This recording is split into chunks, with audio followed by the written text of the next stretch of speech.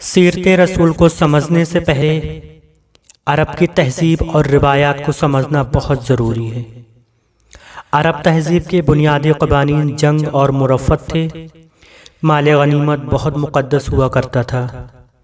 مال و دولت حاصل کرنے کا ایک برتر ذریعہ جنگ کے بعد ملنے والی غنیمت تھی۔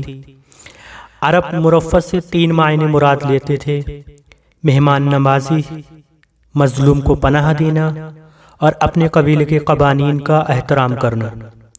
عرب ایک قبائلی معاشرہ تھا۔ قبیلہ ان کے لیے سب سے بڑھ کر تھا۔ عرب میں تنہا یعنی قبیلے کے بنا رہنے کا کوئی تصور ہی نہیں تھا۔ قبیلے کے بنا زندگی ناممکن تھی۔ اگر کوئی قبیلہ اپنے کسی فرد کو نکال بھی دیتا تو کوئی دوسرا قبیلہ اسے قبول کرنے کے لیے تیار نہیں ہوتا تھا۔ دین یا مذہب، صحیح یا غلط، ظلم یا مدد، سب کا انحصار قبیلے پر تھا۔ اگر قبیلے کا کوئی ایک شخص، چاہے وہ ایک بچہ ہی کیوں نہ ہو، کسی کے لیے پناہ یا ذمہ داری کا اعلان کر دیتا تو سارے کا سارا قبیلہ اس عہد کا پابند ہوا کرتا تھا۔ اس پناہ کی تصدیق قبیلہ کے سردار، قبیلے کے عمائدین سے کروانا بھی ضروری ہوتا تھا۔ وعدہ اور اس پر قائم رہنا عرب کے لوگوں کے لیے جان سے زیادہ عزیز تھا۔ عرب مظلوم کو پناہ دیتے تو اس کے لیے اپنی جان کی بھی پرواہ نہیں کرتے۔ ان لوگوں کی نظر میں مظلوم وہ تھا جو اپنے قبیلے سے نہ ہو، کسی دوسرے قبیلے سے تعلق رکھتا ہو۔ ہر کسی کے لیے اپنا قبیلہ باقی قبیلوں سے بڑھ کر اور اعلیٰ تھا۔ قبیلے کا سردار پورے قبیلے پر بھاری ہوتا تھا۔ مال غنیمت کا 1/4 قبیلے کے سردار کا ہوا کرتا تھا۔ اس کے علاوہ تقسیم سے بچ جانے والا مال بھی سردار کا ہوا کرتا تھا۔ سردار کی اطاعت ہر فرد پر لازم تھی۔ قبائلی عصبیت اپنی عروج پر تھی۔ اگر کوئی شخص اپنے قبیلے کی مخالفت کرتا یا اس کے مزاج اور خیالات سے مختلف ہوتا تو اپنے ہی قبیلے کے لوگوں کا اس پر ظلم و ستم ضائع سمجھا جاتا تھا۔ اس کے حق میں نہ کوئی آواز اٹھاتا، نہ کسی کو اس پر رحم آتا۔ اگر کوئی قبیلہ اپنے کسی فرد کی ذمہ داری سے ہاتھ اٹھا لیتا تو ایسے تھا جیسے اس کو سزائے موت سنا دی ہو۔ قبیلے سے علیحدہ ہو جانے والے فرد کی شناخت رہتی تھی، نہ زندگی کی ضمانت۔ اگر اسے قتل کر دیا جائے یا غلام بنا لیا جائے تو بھی اس کی مدد کرنے کے لیے یا بدلہ لینے کے لیے کوئی نہیں آئے گا۔ کوئی انسان قبائلی پناہ میں نہ ہوتا یا بھولا بھٹکا ہوتا تو اسے غلام بنا کر بیچ دیا جاتا تھا۔ زید بن حارثہ کو اغوا کر کے غلام بنا لیا گیا۔ غلامی کا مطلب تھا کہ اب وہ انسانوں کے درجے سے نکل کر جانور سے بدتر زندگی بسر کرنے پر مجبور ہوتا تھا۔ مسافر کو راستہ دکھاتے دکھاتے قید کر لیا جاتا تھا۔ سلمان فارسی کو یشرف کا راستہ دکھاتے دکھاتے غلام بنا لیا گیا۔ غلاموں کی منڈیاں لگتی تھیں اور خرید و فروخت ہوتی تھی۔ غلام کو قتل کرنے کی کوئی سزا نہیں تھی۔ مالک کو اس کی سانسوں پر بھی حق تھا اور اس کے جسم پر بھی۔ غلام پر ظلم کرنا مالک کا حق تھا۔ غلام کی اولاد پیدائشی غلام ہوتی تھی۔ مالک سے بھاگ کر آزادی حاصل کرنا ممکن نہیں تھا۔ آزادی کا واحد راستہ غلام کی قیمت ادا کرنا یا اس کے بدلے میں غلام دینا تھا۔ کسی غلام کے لیے خود ایسا انتظام کرنا ممکن نہیں تھا۔ عرب کی 3 چیزیں بدبختی کی نشانی سمجھا جاتا تھا: اجنبی ہونا، کمزور یا غلام ہونا، سیاہ فام ہونا۔ عرب معاشرے میں اگر کوئی شخص قتل ہو جاتا تو مقتول کا قبیلہ قاتل کے قبیلے سے بدلہ لیتا، نہ کہ اس قاتل فرد سے۔ اس کا عقیدہ تھا جب تک کہ مقتول کا بدلہ نہ لیا جائے اسے سکون نہیں ملتا۔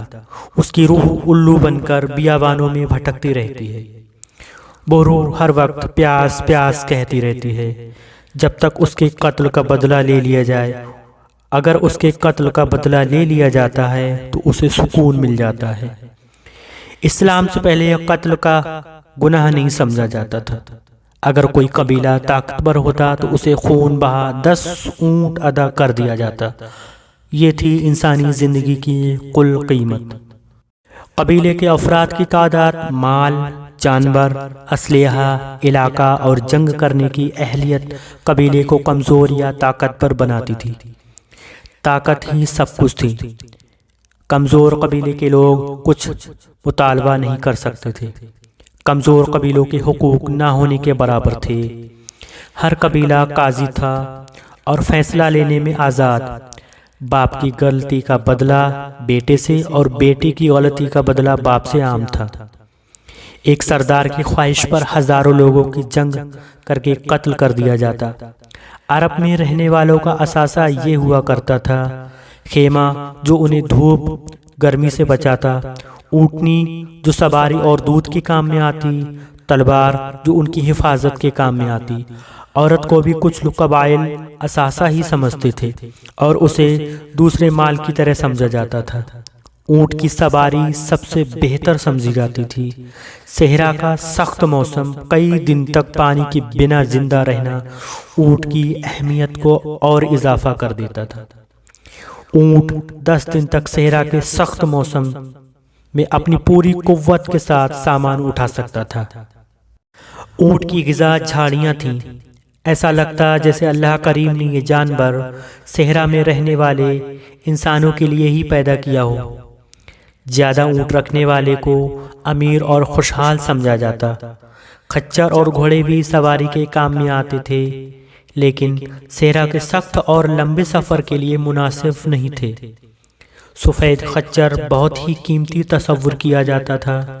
سفید خچر کو اس زمانے میں شاہی سواری کا درجہ حاصل تھا۔ بھیڑ بکریاں بھی پالی جاتی تھیں جو گوشت اور دودھ کے کام میں آتی تھیں۔ عرب میں جانوروں کا پر ظلم عام تھا۔ زندہ جانوروں کو باندھ کر تیر اندازی کی مشق کی جاتی تھی۔ اگر کوئی شخص مر جاتا تو اس کا جانور اس کی قبر پر باندھ دیتے تھے۔ اس جانور کو کچھ کھانے پینے کے لیے نہیں دیتے تھے، یہاں تک کہ وہ جانور بھوک پیاس سے مر جاتا تھا۔ حضرات، یہ تھا عرب کے لوگوں کے کردار کی روایات۔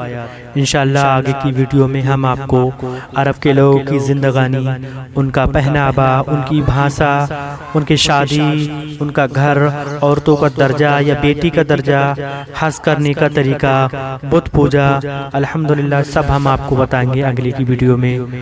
تو چینل کو سبسکرائب کر دیں۔ انشاءاللہ تعالی آگے ملتے ہیں۔ السلام علیکم۔